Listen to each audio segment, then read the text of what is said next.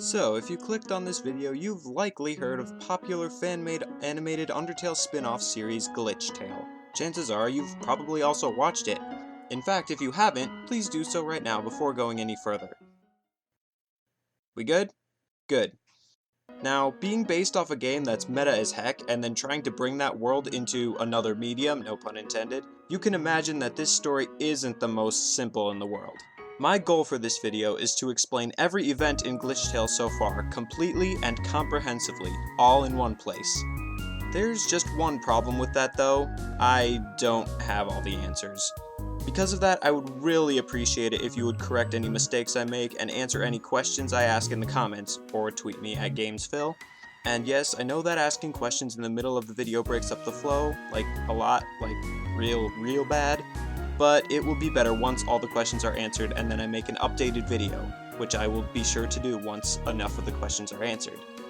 Also, in case you're wondering, I got all of the information that isn't in the actual animations from the wiki, and yes, I did make sure to check the sources that they came from. So, with that, let's jump into the story of Glitchtale. The key to understanding the Glitchtale timeline is to remember that it still takes place in the world of Undertale. Undertale famously takes traditional game mechanics and makes them integral to the way the game's world functions. Glitchtale takes this to the max, making everything that's going on behind the scenes super confusing, which is part of the reason I'm making this video. Anyway, Glitchtale's timeline starts the exact same way every Undertale timeline does. With the war of humans and monsters, Kara's adoption by the Dreamers, Kara's and Asriel's deaths, all the other humans falling down, all the true lab stuff, etc., and then finally, Frisk falls into the underground. Now, going back to the fact that this is all supposedly taking place within a game, we come to another crucial fact. In Glitchtale, Frisk is actually the player, with Kara presumably taking the role of the narrator. This version of Frisk then proceeds to do something not even a completionist would dream of.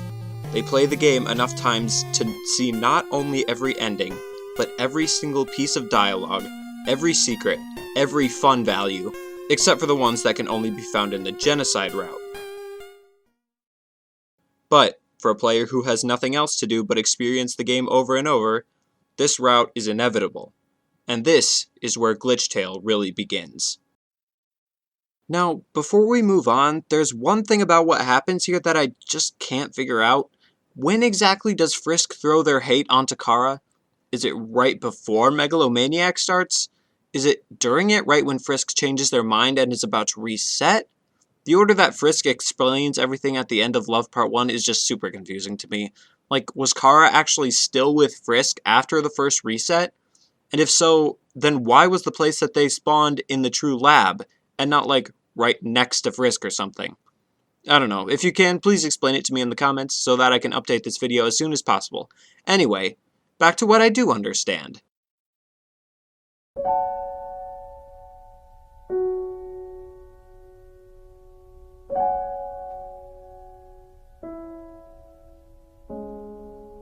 Frisk begins their battle with Sans with full intent to completely finish this run. However, Sans proves to be a huge challenge, killing Frisk countless times. Frisk eventually begins to see that completing this route isn't worth it, and attempts to reset. However, Kara, now filled with the hate generated from Frisk's mass murder, at least I think, stops them, taking over Frisk's body and trapping them inside. Or, was Frisk technically trapped in the void, right? Because that's a thing that actually exists in this interpretation of Undertale.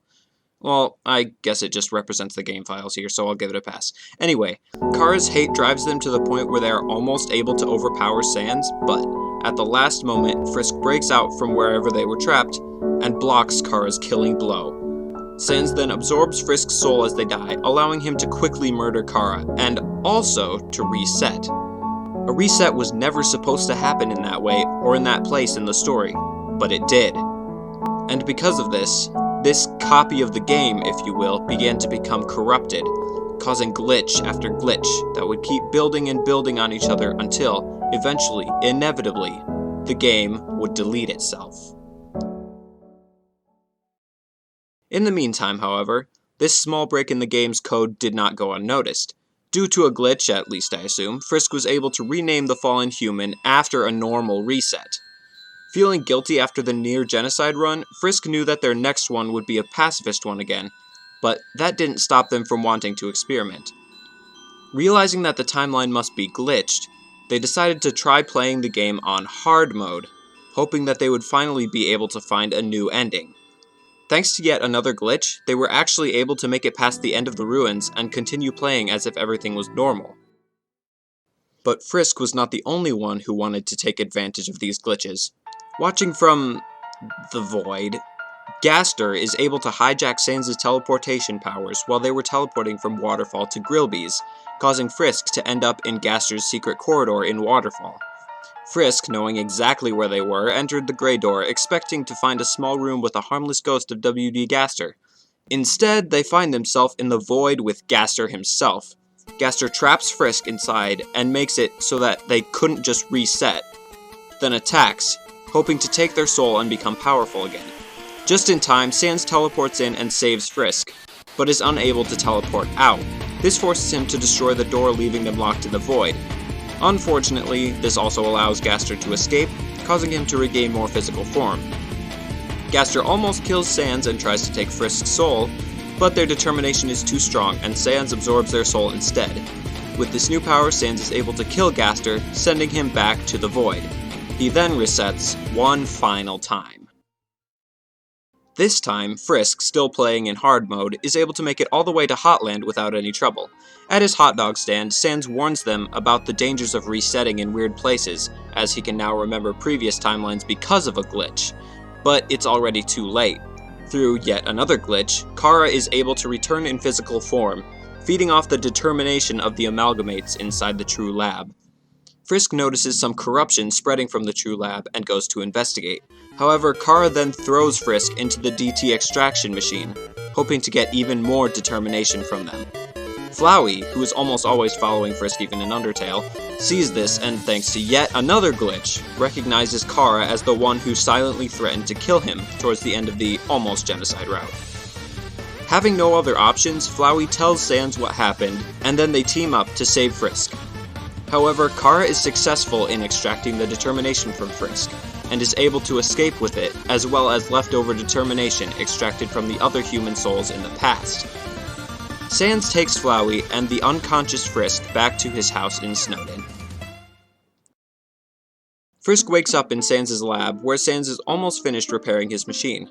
Surprise, surprise, a glitch causes it to actually work, fully bringing Gaster back from the void, this time with no reason to try and take Frisk's soul. Quick question, is Gaster still technically Sans and Papyrus' dad in this version, or is that little secret scene thing not technically canon anymore? I just wasn't sure because it hasn't been brought up at all since then. Anyway, Gaster takes the 4 of them to where Asgore keeps the 6 human souls, and Sans gives them to Flowey, allowing him to take his Omega form. However, Kara is one step ahead of them and is waiting nearby, having absorbed all of the determination they stole from the True Lab. Gaster, Sans, and Flowey fight as hard as they can to defeat Kara and protect Frisk, but the hate that is still inside Kara is too strong. Once even the 6 souls inside Flowey run out of energy, all hope seems lost, but at the last moment, Frisk is able to muster back all of the determination that was extracted, and uses it to reinvigorate the other souls, sending them back into Flowey. However, another glitch allows Flowey to absorb Frisk's soul as well, meaning Flowey is able to finally take on his true form again. Papyrus, Undyne, Alphys, Asgore, and Toriel find Sans and Gaster in the castle, not far away from an impenetrable giant ball of hate, I think? Inside the ball, Kara confronts their best friend, revealing that doing a genocide route had been Frisk's choice, then giving him the opportunity to press the newly formed erase button, getting rid of this already corrupted timeline for good. Asriel refuses, destroying the erase button. He and Kara fight, but Asriel realizes how to purge the hate from Kara when they both realize that they are both still wearing the lockets that they gave to each other. Kara destroys theirs, but this does not stop Asriel. He calls on the 7 souls inside him, each of which fill him with their respective trait. Asriel uses these against Kara, causing them to finally remember who they were and to purge the hate from their own body and soul. However, this also rids Kara of their determination, which was the only thing allowing them to exist when they shouldn't have. Knowing that they are about to disappear, Kara uses their empty soul to house all of the traits that Asriel had collected during the battle, giving Asriel a new soul. This allows Frisk's soul to go back to their body, but still leaving Asriel with enough souls to destroy the barrier. Asriel then reunites with his parents, and the monsters, and also unfortunately the hate that Kara got rid of, go free. Frisk knows that this is it. This is the ending that they had been hoping for. But it couldn't last, could it? There's nowhere to go beyond this point besides a reset. But Frisk couldn't do it. They were finally ready to leave the game as it was. Frisk destroys the reset button. Realizing that they are the player, they assume that destroying the reset button at a point where there was no more game to play would just mean that they were quitting the game, and everyone else would be able to live on in peace. But they were wrong. Because the game is still in hard mode, Frisk continues to exist alongside everyone else, but they are no longer able to save or load. However, they are still the player, meaning that if they died, the world would cease to exist. Frisk then realizes that something bad is bound to happen, and begins looking for a way to reset again. Okay, I bet a lot of you have been yelling at me in the comments this whole time, like, I thought this was supposed to be a complete comprehensive timeline, but you completely forgot all the stuff that happened before the beginning of Undertale, like with the wizards and stuff. Don't worry, I didn't forget. I just haven't gotten there yet because, at this point in the story, those events didn't even exist yet. You see, when Frisk destroyed the reset button, it forced the game to create a world on the surface for the monsters to actually live in. It also forced the game to create what programmers would call a checksum, which is basically a command that's meant to automatically fix anything in the code that isn't normal.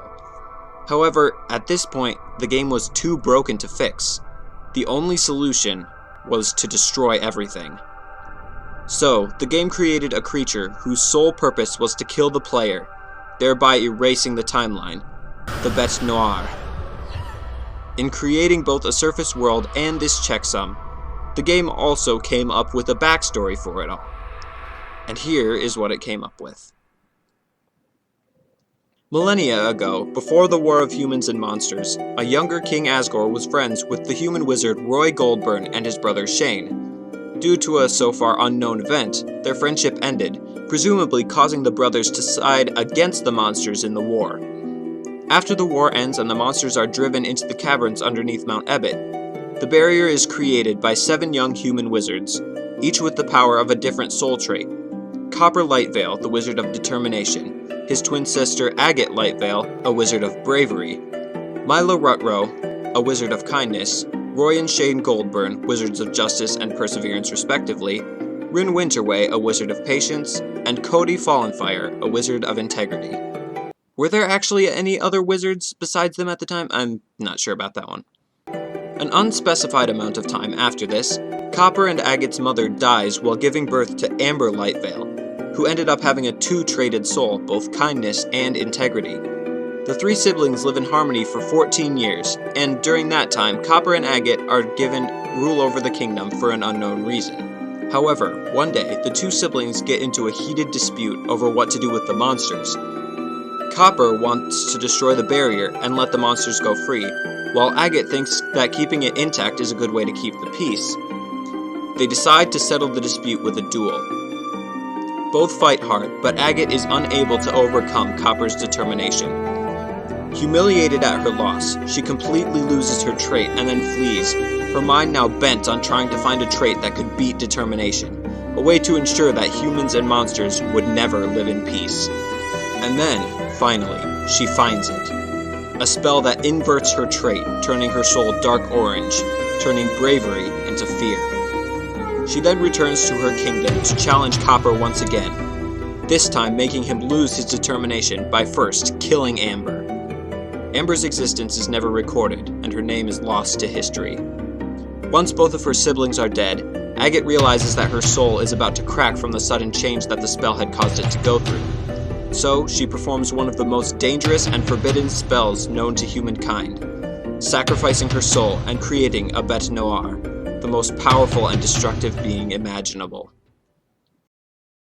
Now, I'm going to try and explain exactly what happens at the very end of Glitchtale Origins and in a certain comic that Cammy made, which I found on the Bete Noire page of the wiki, but I'm having a really hard time figuring out exactly what's going on here. Again, if you'll correct me in the comments, that would be great.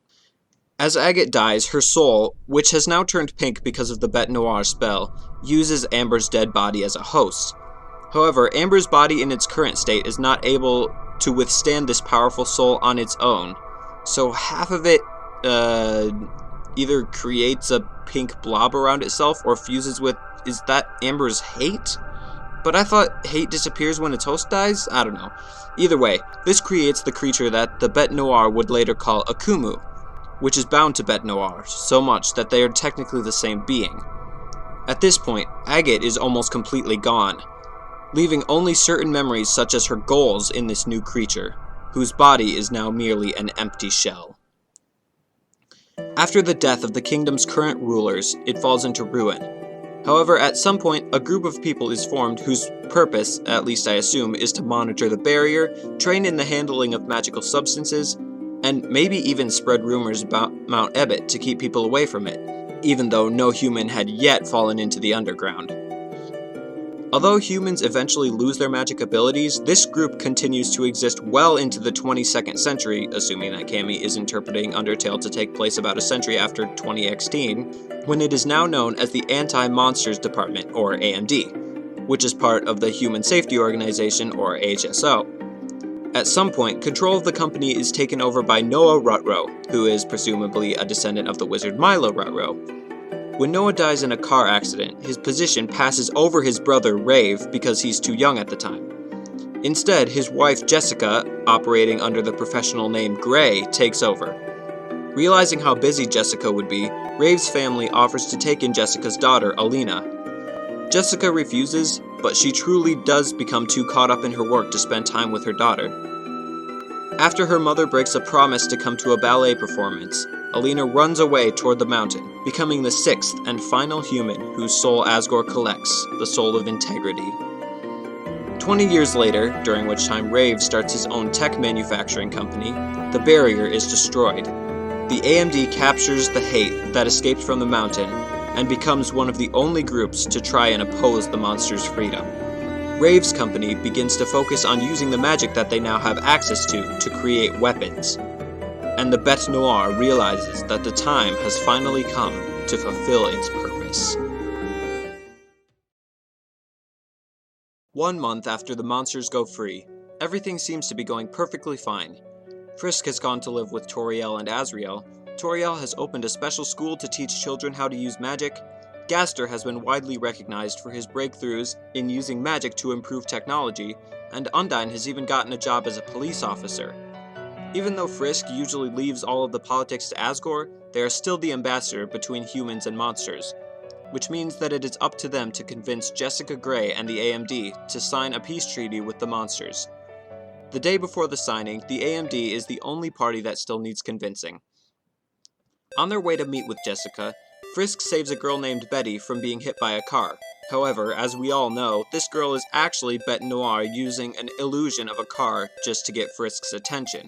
Hoping to gain Frisk's friendship and trust so that she could kill them when they least expected, she asks to join Frisk. Frisk agrees, and the two of them head to the AMD office. Meanwhile, Asriel convinces Sans, who still partially blames Asriel for keeping him stuck in the past for so long, not to think of him and Flowey as the same person, and Sans forgives him.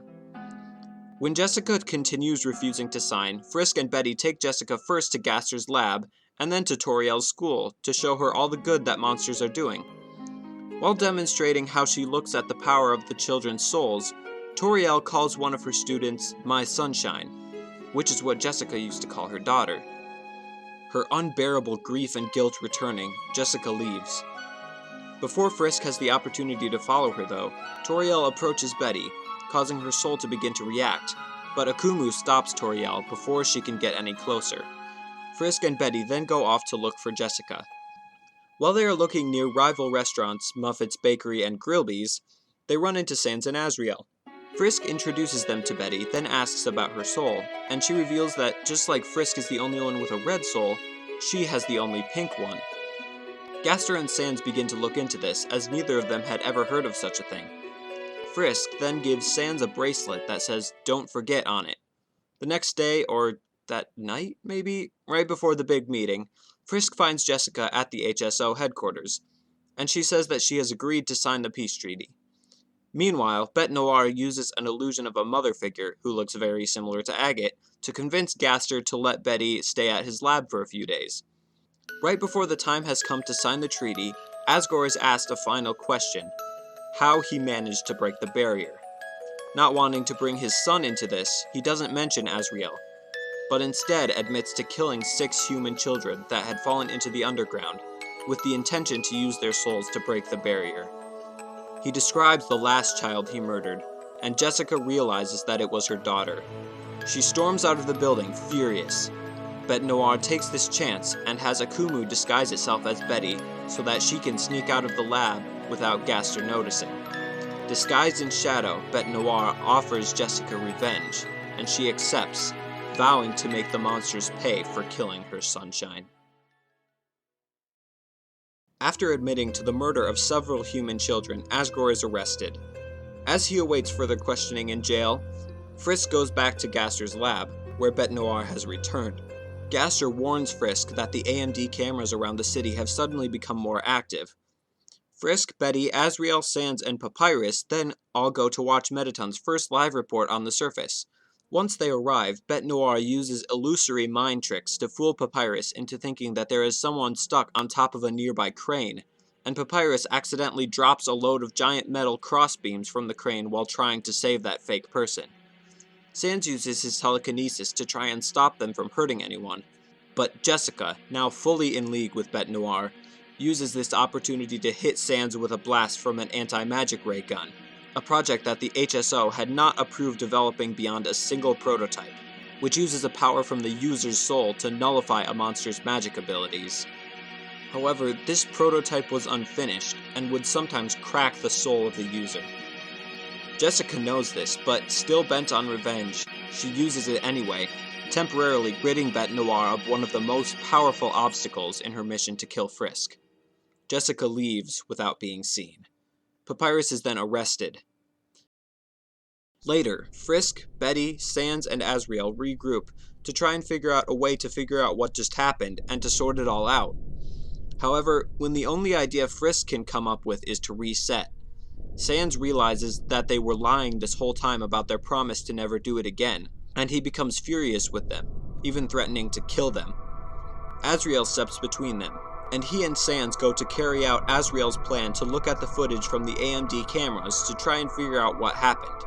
Sans drops the bracelet that Frisk gave him, and then, since his abilities have slowly started to come back, he teleports them to the room where the AMD footage is kept. They find 2 strange things. One shot of Frisk randomly creating a shield in front of him to save Betty from a car that didn't really exist, and one shot of Betty leaving Gaster's lab the night of the peace treaty signing, when she was supposed to have been in the lab the whole time. Meanwhile, Gaster discovers the story of Copper and Agate from long ago, the story of Bete Noire's creation. Just as both Gaster and Sans realize that Betty was behind everything, Betty enters the recording room and reveals her true identity to them. From the shadows, Jessica shoots Sans with the anti-magic ray again, causing her soul to begin to crack, and leaving Asriel vulnerable for Bete Noire to take his special soul, which, if you remember, is actually a human soul with a perfect balance of all 7 traits. Akumu is about to kill Asriel and take his soul, but Sans musters up the very last of his power to teleport in front of Asriel, taking the blow for him. Akumu takes Sans' soul instead, and his body turns to dust. Gaster and Papyrus both see and feel this event, which causes Gaster to accidentally drop and shatter a mug that Sans had given him. Asriel escapes to warn the others of Betty's treachery. Because Bete Noire was only able to get 1 monster soul and not Asriel's special one, she forcibly takes a vial of the hate that had escaped from the mountain away from Jessica, scarring her with visions of her greatest fears in order to get her to comply.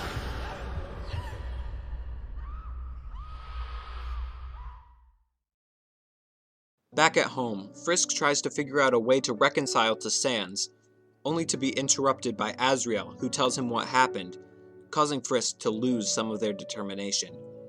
Meanwhile, Bete Noire realizes that Akumu was able to absorb enough magic from Sans' soul for them to begin their plan, the Soul Harvest. Jessica goes to visit Asgore in jail, and she also talks to Papyrus, who knew what had happened to Sans. Even after she tells him that she played a part in Sans' death, he forgives her, restoring the original color of her soul from gray to blue. Frisk and Asriel then go to Gaster's lab to break the news to him, not knowing that he already knew what happened. The lab is in shambles from Gaster's rage. Alphys is also there helping to clean up. Out back, Gaster tells Frisk that only determination is able to defeat the Bete Noire, and reminds him that fear is something that can be overcome, but determination isn't. This encourages Frisk, filling them with determination. Suddenly, pink blobs of Bete Noire's making appear both inside and outside and start attacking. The Soul Harvest had begun. While Asriel defends Alphys, Frisk and Gaster take care of the blobs outside. Asgore, Undyne, Papyrus, and Jessica arrive soon after, and Gaster immediately tries to kill Jessica, only to be stopped by Papyrus. She then tells Gaster that she knows how to find Bete Noire, so he reluctantly agrees to let her help him and Alphys with a plan to finally destroy this ancient evil creature. Frisk, Asriel, and Asgore go to help Toriel defend and evacuate the school, where they figure the pink blobs would be likely to attack. Gaster, Alphys, and Jessica go to the Corps' new expansion facility, which contains the Nullifier, a weapon that is capable of instantly annihilating any human or monster in the same room. Now I have another quick question, and please answer this one because it always bugs me every time I watch it. Why does Bete Noire come to the Nullifier room? How does she even get in? Is there a back entrance? I have no idea. Anyway, Gaster enters the room where the Nullifier is kept, where Bete Noire is waiting for him. Only planning on using the Nullifier as a last resort, as it would kill him as well, Gaster attacks with the full intent to kill. Just as Gaster is about to win, one last child at the school is killed, allowing Bete Noire to use its special attack, Rhabdophobia, the fear of magic. Stealing Gaster's final attack, Bete Noire is easily able to bring Gaster to nearly the point of death, even giving him flashbacks to suppressed memories of the experiment that sent him into the void. At the last moment, Jessica and Alphys enter the room. Jessica uses a light blue magic orb to teleport her and Gaster back to his lab. Alphys stays behind. Seeing that Gaster and Jessica have come back without Alphys, Undyne rushes to protect her. Using a green magic orb to form its shield of protection around herself, Alphys activates the Nullifier. However, it is completely ineffective since Bete Noire is neither human nor monster. Just as Undyne enters the room, Bete Noire rips Alphys' soul from her body, then tricks Undyne into thinking that Alphys' soul is its own. Undyne hurls a spear at it, realizing too late that the soul is actually Alphys'. Alphys' soul shatters upon being pierced by the spear, and her body turns to dust. Bete Noire then uses the same spear to kill Undyne. But she wouldn't go down that easily. Aiming all of her anger at Bete Noire, Undyne is filled with determination, causing her body to transform. Waking up after a soon-forgotten dream of his fall into the core, Gaster finds himself being healed with magic by Papyrus, who tells him that Undyne went to protect Alphys. Unfortunately, Gaster's battle damaged his soul, so he is unable to teleport back to help. After seeing blood drip from his own wounds, Gaster realizes that the monsters must have been gaining some physical matter from eating human food. Because of this, he realizes that Undyne, now being able to muster up more determination than ever before, might be able to destroy Bete Noire.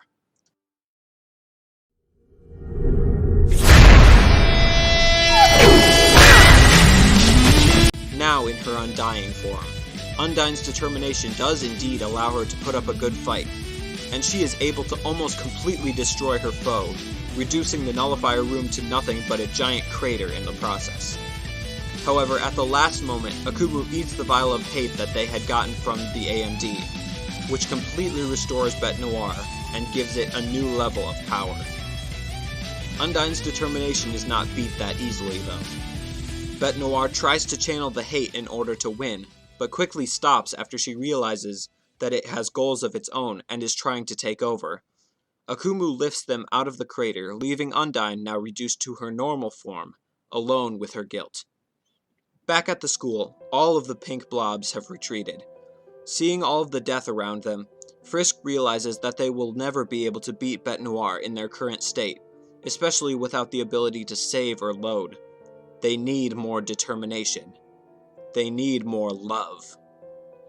Meanwhile, Jessica uses Gaster's computer to broadcast a message over all of the AMD cameras throughout the city, telling people about Bete Noire and assuring them that monsters' magic is the best way to combat the pink blobs, and that monsters are always willing to help. Undyne arrives at the lab and tells the others of Alphys' death, then goes to rest. Frisk arrives soon after and gives Jessica her daughter's old tutu and ballet shoes, which they had found in the underground. At this point, Asgore, Toriel, and Asriel have also come back. Knowing that they are going to soon have to distance themselves from the others, Frisk tells Asriel about their history with the timeline, and how their actions created both the hate and Bete Noire. Frisk knows that they have to fight their enemy alone, but Asriel insists that Frisk will die without help. Frisk retaliates by reminding Asriel that he tried to kill Frisk a few times, and saying that at least Flowey wasn't such a coward. This deeply hurts Asriel. Not only that, but it is the first act of Frisk distancing themselves from their friends, causing their level of violence to increase. Elsewhere, Ronan Cass, a police officer from a nearby district whom Jessica has put in charge of the magical defenses in the city, calls Jessica to tell her that a barrier has been put up around the city to keep Bete Noire inside. As she puts down the call, Jessica finishes signing the peace agreement with the monsters on behalf of the AMD. As Frisk is about to go confront Bete Noire, Toriel tries to stop them, but in order to distance themselves further, Frisk attacks Toriel, wounding her hand, and tells her that she is not their mother. Frisk then walks away with their love now at 3. Noticing that his son seems troubled, Asgore takes Asriel, who is still recovering from Frisk's verbal attack, outside to talk. Realizing that it most likely has to do with what happened to Asriel in the past, Asgore tells Asriel about his mistakes with the Goldburns millennia ago, reminding him that staying close to his friends was important even if they don't want you near them, and that your past mistakes don't matter, it's what you do now that counts. Meanwhile, Gaster uses his computer to hack into a device of Jessica's that contains important AMD information, and he discovers that Kara's hate had escaped from the mountain and had been captured by the AMD. He then asks Undyne why she was unable to defeat Bete Noire, and realizes that it would already be dead if it wasn't for the hate. Now having even more reason to hate Jessica, he tells her that he wishes he had never met her, causing her soul to partially lose its color again. Meanwhile, Asriel takes what his dad told him to heart, and tries to talk himself into reconciling with his past. Sitting down across from a flower that Sans had given him after Asgore's arrest, he falls asleep, then begins to dream that his past self, Flowey, is talking to him through the flower. After finally reconciling with Flowey, Asriel wakes up, remembers that he left his heart locket at home, then leaves to find Frisk. Papyrus tries to convince Gaster to forgive Jessica for her responsibility in Sans' death, and he gives Gaster the mug that had broken when Sans died, which he then found in the trash and fixed. Frisk finds Bete Noire waiting at the crater where the nullifier room used to be, and they fight.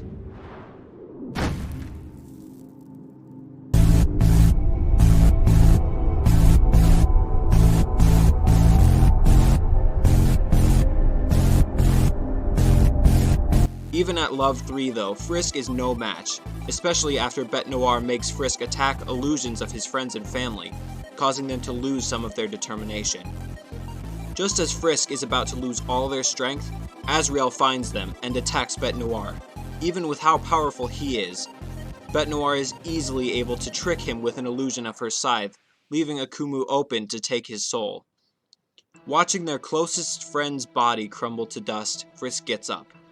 Aiming all of their anger and determination at Bete Noire, Frisk's HP is restored and their love increases to 19. They no longer need to distance themselves from their friends in order to be willing to hurt the creature in front of them. Bete Noire senses the change, and eventually realizes that Frisk is too powerful, as they clearly begin to gain the upper hand in their fight. So, using a soul almost completely drained of magic, and a large amount of hate, Bete Noire recreates the only one who was ever able to stop Frisk at Love 19, Sans. Gaster and Papyrus immediately sense Sans' return, seeing the event as it happened. Now knowing where Frisk and Bete Noire are, Gaster tries to teleport there, but his soul is not yet fully healed from his fight with Bete Noire. Despite Gaster's protests, Papyrus goes instead. Gaster quickly calls Asgore and Toriel to follow him to the crater site, while Jessica and Undyne stay behind. Considering that this version of Frisk never actually beat Sans, it is no surprise that Sans easily gains the upper hand in their fight. However, Papyrus gets there at the last second and stops Sans from killing Frisk. Papyrus then tries to make Sans remember who he is through all of the hate that now fills him, while Frisk focuses on fighting Bete Noire. When Gaster, Asgore, and Toriel arrive, Bete Noire uses the hate to create a barrier to stop them from interfering. Inside the barrier, Papyrus stops trying to defend himself, and reminds Sans that they're brothers, stopping Sans from killing him at the last second. Sans then purges the hate from himself, destroying the barrier around them and weakening Bete Noire, who is forced to retreat once again. Even though Sans falls into a coma because his soul no longer has enough magic left to sustain him, Frisk realizes that not all hope is lost for Asriel, and that they would be able to get him back the same way they got Sans back, using the opposite of hate, love. As they are leaving the crater site, Frisk realizes that increasing their love unnaturally has caused them to start glitching. Knowing that if they disappear, then the whole timeline will be erased with them, they start secretly trying to think of a way to sever their connection with the timeline. Fed up with being forced to retreat twice in a row, Bete Noire devises a plan so that it will not have to do so again. It absorbs magic from several souls that it had collected, but destroys all of the souls that had been corrupted by the hate in order to permanently destroy some of it. Except for one. Looking into Asriel's memories and seeing that he has a good reason to hate everyone who loves him, Bete Noire uses the hate one final time, recreating a body for Asriel's soul. Finally, Bete Noire merges with Akumu and takes on its real form, making it even more powerful and indestructible than ever. Meanwhile, pink blobs begin to attack Gaster's lab, and Jessica and Undyne fight back. However, prolonged use of the anti-magic ray causes Jessica's heart to continue cracking, leaving her vulnerable. Undyne is unable to save her for fear of killing Jessica instead, just like what happened with Alphys, and Jessica is wounded because of this. At the last second, everyone else returns from the crater and destroys the rest of the blobs. Asgore and Toriel attend to Jessica's wounds while Gaster and Papyrus take Sans down to Gaster's old lab underground to try and figure out how to wake him up from his coma. Ronan calls Jessica's phone, and Asgore picks up. The two of them agree to set up safe perimeters at the city arena and the school where the people can gather. Toriel disagrees with this idea, figuring that these would just become easy targets, but Asgore tells Ronan to go ahead with the plan anyway. Meanwhile, while Gaster is trying to figure out the password to get into the underground lab, he realizes with a shock that he had been suppressing his memories of his accident and his time in the void. Inside the lab, a machine analyzes Sans and reports that he is not only in a coma, but is fallen down, meaning that he will die again soon. Gaster lies to Papyrus about the results, then forces him to stay in the lab with Sans while he talks to Asgore and does some more research. As Frisk fills in everyone else on exactly what had been going on with them and apologizes for their behavior, Gaster arrives and explains that since the hate can recreate monster bodies, but not human bodies since they're not made of magic, they may have a chance to save Asriel. I would also just assume that they assumed that Bete Noire was going to revive Asriel just because of how powerful he is. Figuring that Bete Noire would likely attack the arena next, Asgore, Toriel, and Frisk head there to try and help Asriel break free of the hate, while Undyne goes to help out at the school. Near the arena,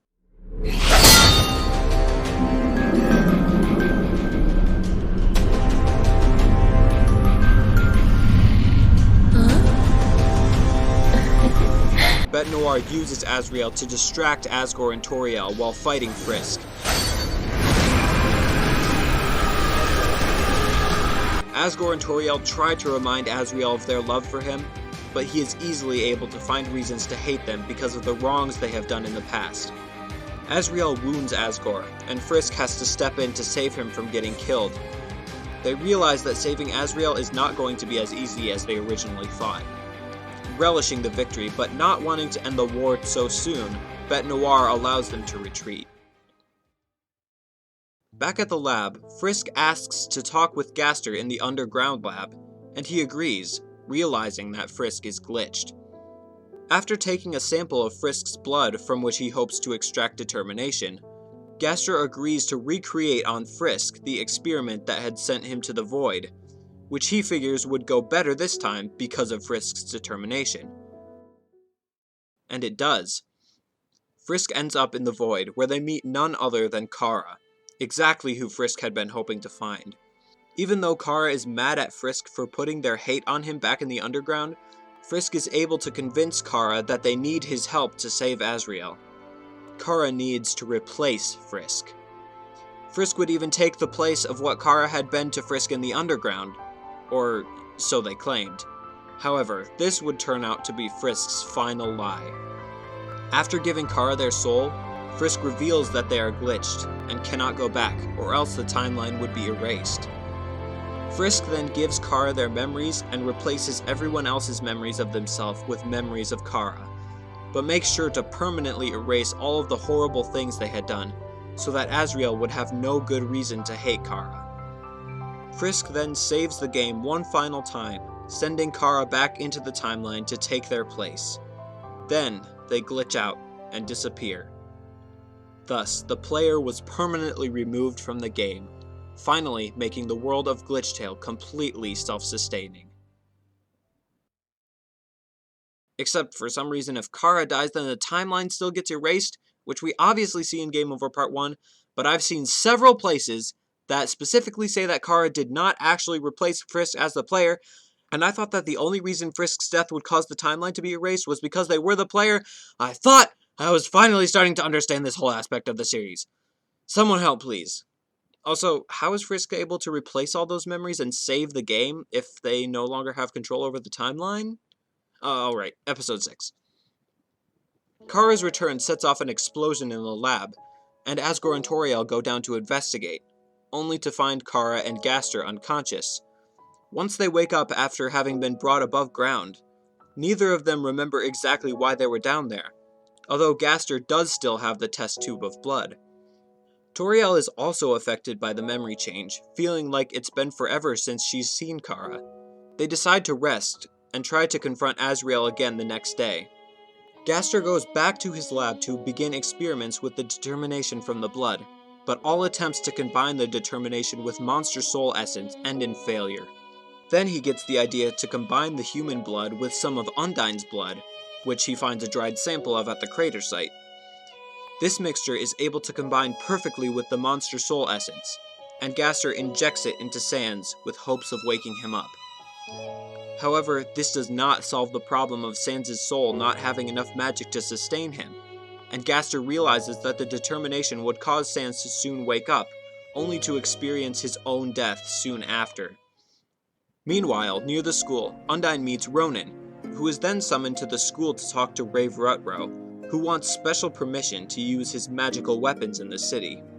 Undyne comes along with him. However, despite Ronan having been put in charge by Jessica, Rave demands to talk to her face to face. Ronan calls Jessica, who is in the lab still recovering from her wound, and fills her in, and she agrees to talk to Rave. Ronan sends a vehicle and Jessica's field suit to the lab. In the meantime, Jessica puts on some clothes Toriel found for her, as well as taking a teleporter like the one she had used to get Gaster out of the nullifier room, which Toriel had found whilst looking for said clothes. Papyrus volunteers to go with Jessica, saying that it would be dangerous for her to go alone, but Gaster disagrees, not wanting Papyrus to be in danger either. The argument escalates until Gaster attacks Papyrus, but then he comes to himself and realizes what he's done. After Papyrus explains that he's tired of being treated naive, and that he can feel that Sans is not doing well despite what Gaster had been telling him, Gaster apologizes and Papyrus agrees to stay at the lab to look after his brother. Gaster goes with Jessica instead, and Toriel, Asgore, and Kara head out to get Asriel's heart locket from their own house, leaving Papyrus alone at the lab. Meanwhile, Bete Noire and Asriel prepare themselves to attack the arena, and the pink blobs all around the city begin to gather together in the sewers. Having arrived at their house, Asgore calls Mettaton to tell him about Alphys's death, realizing that he might not have heard. Mettaton, who is safe inside the arena, is devastated by the news. Kara takes the locket from Asriel's room and then heads off to the arena with Asgore and Toriel. On the way to the school with Jessica, Gaster sleeps for the first time in 3 days. Rave and Jessica meet, and after a brief argument, Rave agrees to wait until Jessica or Ronan give him the orders to start using his weapons. Afterwards, Jessica and Gaster split up with Ronan and Undyne to go around the city and make sure people make it to safety. Meanwhile, Bete Noire is spotted near the arena, so the barrier around it is sealed, and the alarm set off. Mettaton, realizing what this must mean, goes out to distract Bete Noire until Kara arrives, also telling one of his co-workers to get him a briefcase containing his Neo body. Bete Noire destroys the barrier around the arena easily and proceeds to murder some people until Mettaton arrives. He doesn't fare so well either, but he's able to hold out until his co-worker arrives with the briefcase, and he takes on his Neo form. Back at the lab, Papyrus is attacked by several pink blobs, and he's able to hold them off for a while, but more and more keep coming. Eventually, he gets wounded to the point where he's forced to use an attack that completely destroys the entire above-ground portion of the lab, and leaves Papyrus unconscious. Back at the arena, Mettaton Neo fights valiantly, but is no match for Bete Noire. He's barely saved from death by Muffet and Grilby, who have put their differences aside to fight against the real threat. Neither of them stand much of a chance either, but in the end, Mettaton's plan to be a distraction worked. Kara arrives and faces Bete Noire once more while Asgore and Toriel tend to the wounded. Asriel steps in to fight Kara, and Bete Noire ominously warns them of another looming threat. Meanwhile, Undyne runs into Ronan's son, Hugo, who has been looking for Ronan. With him are a boy named Zachary, who is blind but has been able to sense magic ever since the monsters returned, and Zachary's mother. Zachary tells Undyne that he's been seeing a bunch of magic dots around the city gathering together to form something big, and it's moving under the streets as they speak. Ronan, who had been on the phone with Jessica, sees his son and angrily tells him to go back to the school, but Zachary warns them that the object has started to move straight towards where Jessica and Gaster are. Ronan orders his son to take the others back to the school, and then he and Undyne rush to help their friends.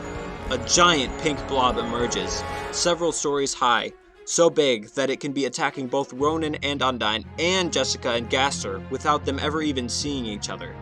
It begins to make its way towards the school, where it senses that lots of people have gathered.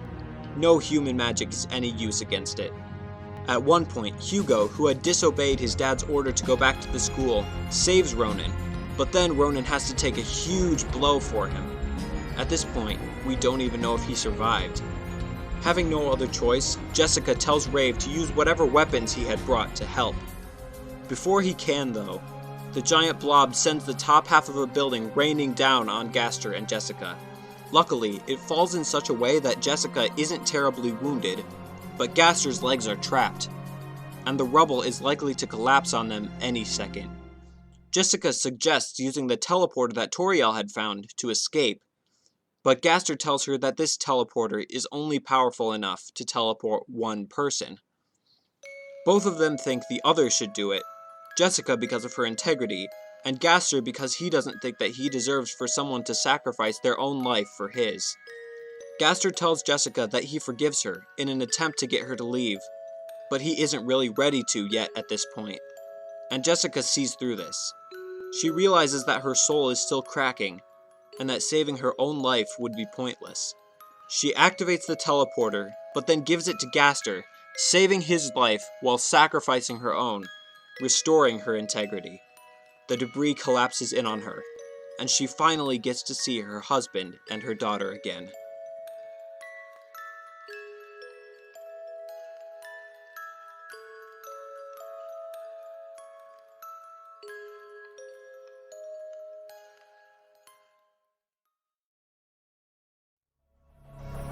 Gaster is teleported to the arena, where everyone is preparing to face Bete Noire for what they hope is one last time.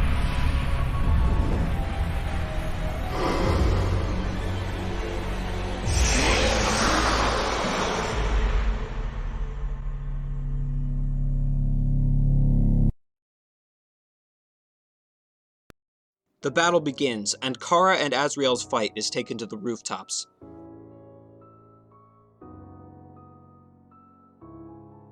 Kara attempts to help Asriel remember their friendship by showing him his heart locket. However, this only reminds Asriel that Kara destroyed their own heart locket while possessed by hate back during their fight in the underground. Unable to raise a weapon against his friend and brother, Kara is killed by Asriel. Upon Kara's death, the timeline begins to erase. Before fading from existence himself, Kara, desperately looking for one last chance to change something, musters up as much determination as he can, and is able to enter a previous point in the timeline, specifically the time when Asriel dreamt about talking to Flowey. Still clutching the heart locket, Kara enters the room where Asriel was sleeping through the window. He puts a blanket over Asriel's shoulders, then places the heart locket on a nearby desk. Kara then disappears completely, but the change he had made was enough. His actions created a completely new timeline, with 2 separate heart lockets. Upon waking, Asriel takes the locket from the desk and heads out to find Frisk at the crater.